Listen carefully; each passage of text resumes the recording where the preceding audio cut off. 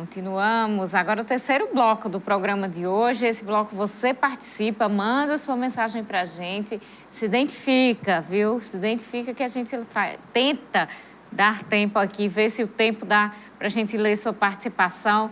Quanto antes, melhor. Vonúvio. Pois é, Carol, vai ser às 13 horas do próximo dia 16, uma quinta-feira, uma quarta-feira, na verdade, a diplomação dos eleitos e suplentes em relação às eleições deste ano aqui em Mossoró. Vai ocorrer no Fórum Dr. Silveira Martins, no Salão do Tribunal do Júri.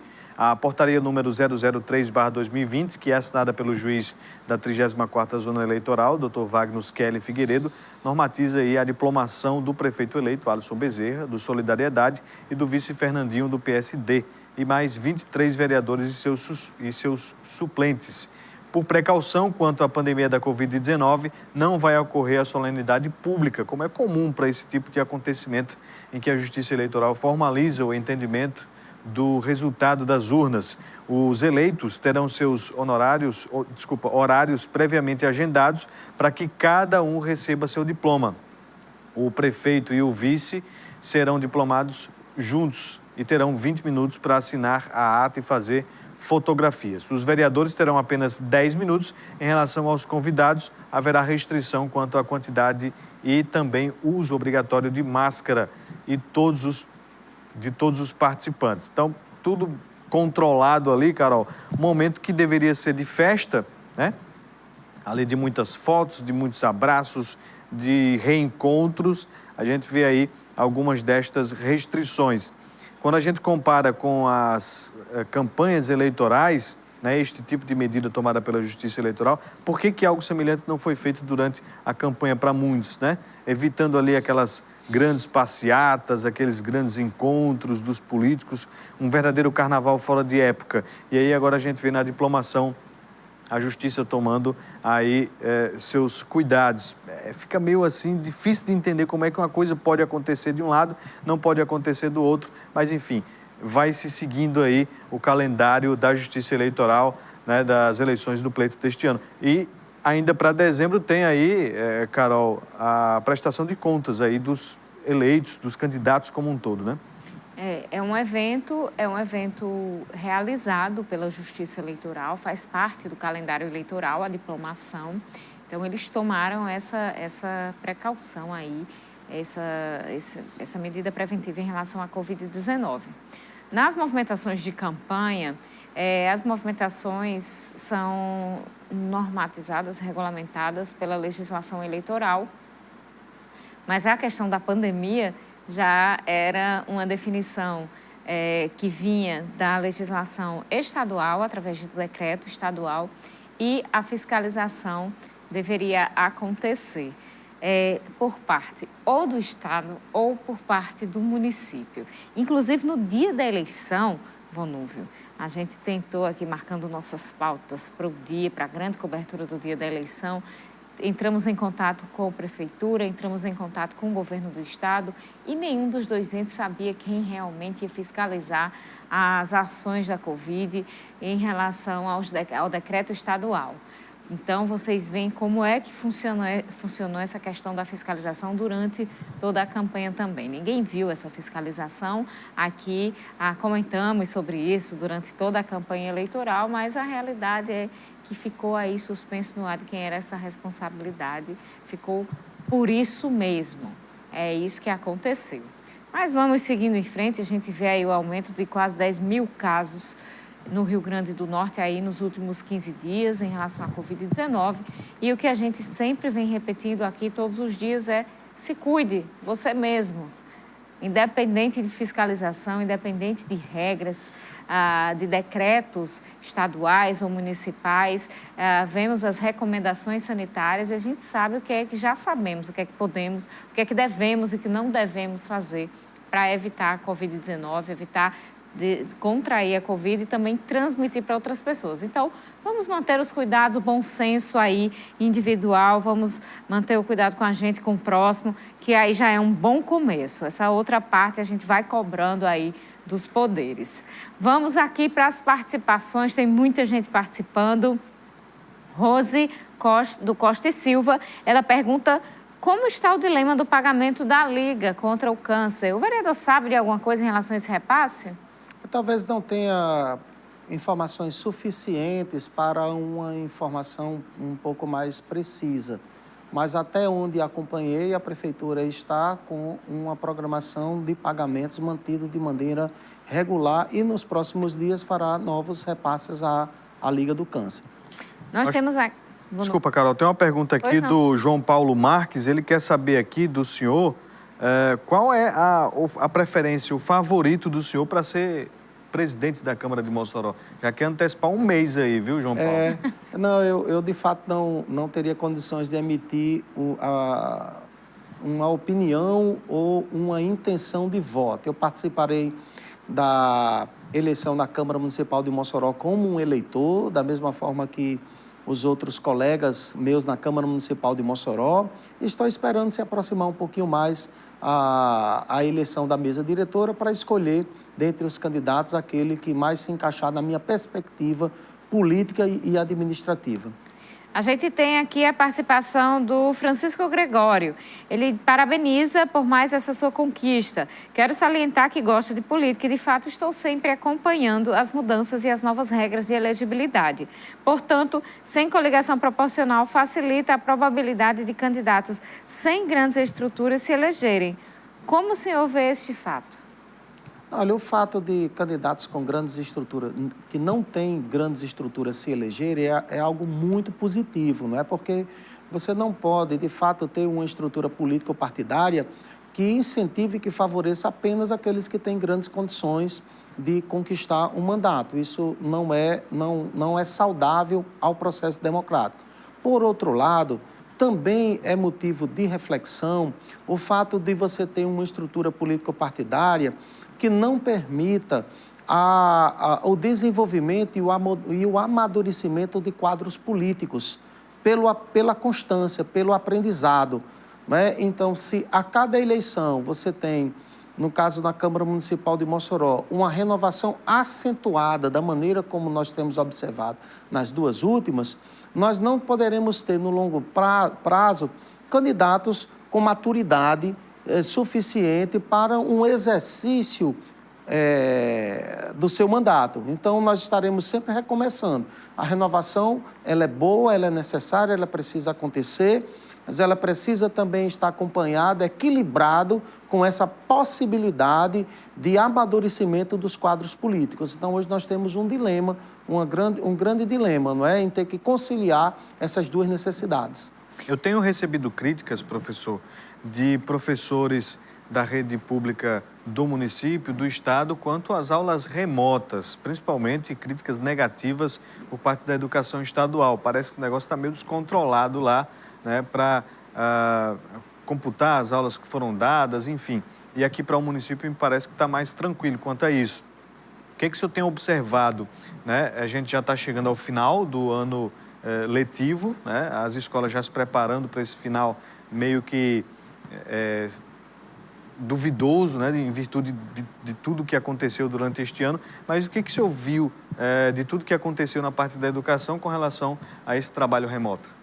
Olha, em primeiro lugar, um prejuízo inegável para o processo de ensino-aprendizagem.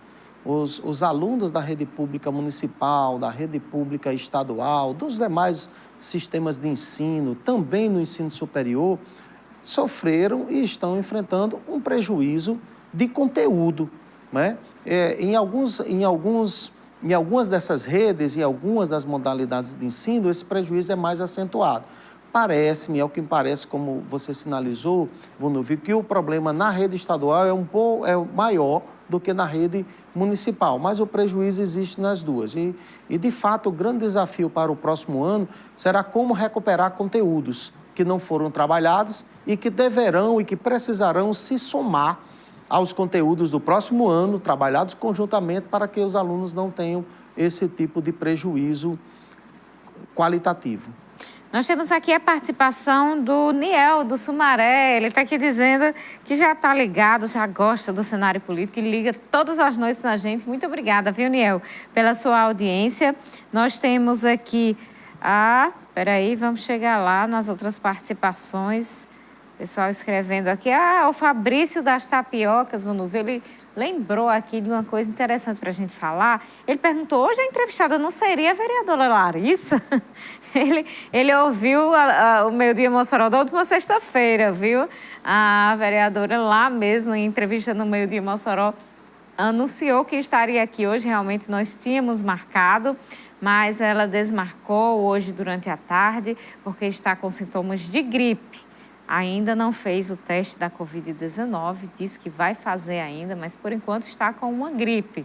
Então, o professor Francisco Carlos gentilmente fez a substituição. A gente havia deixado os vereadores reeleitos para o final, para você conhecer primeiro os novatos, ver as intenções dos novatos, mas agradecemos, inclusive, a disponibilidade e a gentileza do professor Francisco Carlos de ter vindo hoje, logo para a gente, para adiantar essa entrevista com ele. A gente tem aqui o Luiz Aires está parabenizando o convidado e desejando uma boa sorte.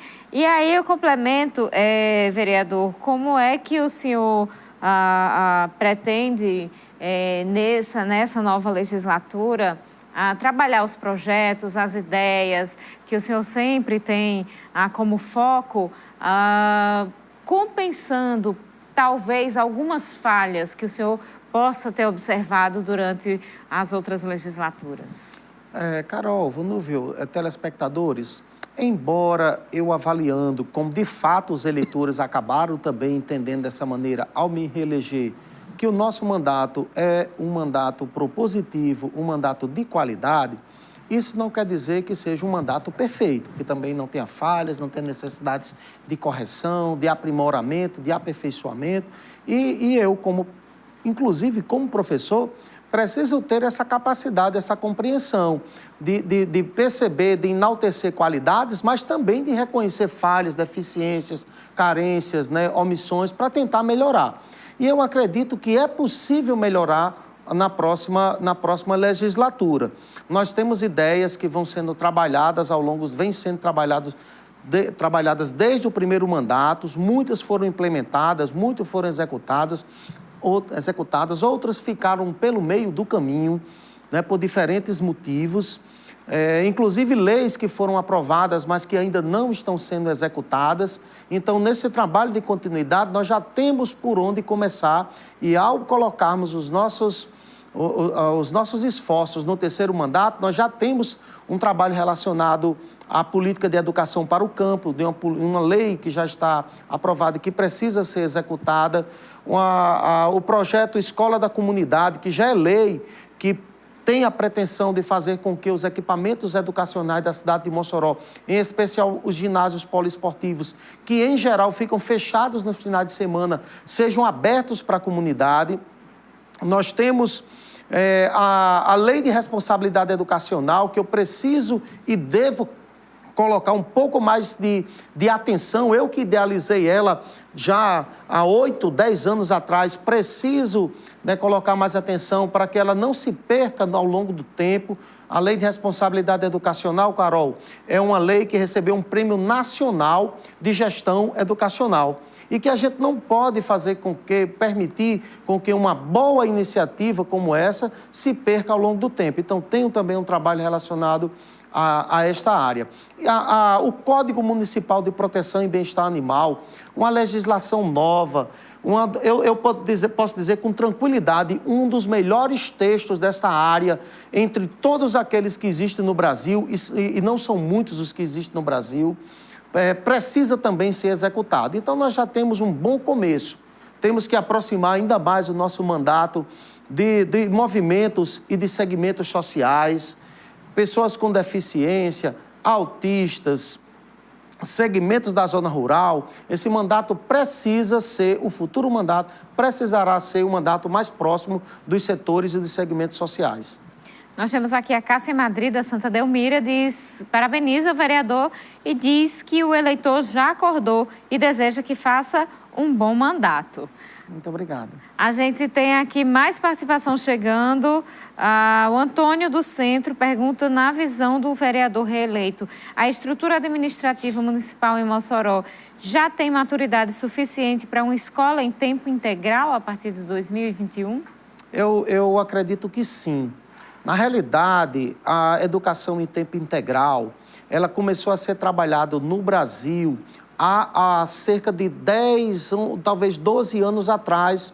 O governo federal lançou um programa chamado Mais Educação, que não era exatamente educação em tempo integral, mas permitia que os alunos ficassem mais tempo na escola. Naquela época, eu era secretário municipal de cidadania na cidade de Mossoró e nós conseguimos colocar, com recursos federais e com a contrapartida de igual valor do município, 5 mil alunos não em tempo integral, mas em educação em tempo estendido, com maior número de horas na sala de aula. Infelizmente, essa iniciativa, o governo federal não deu continuidade e a maior parte dos municípios brasileiros não pôde manter com recursos próprios.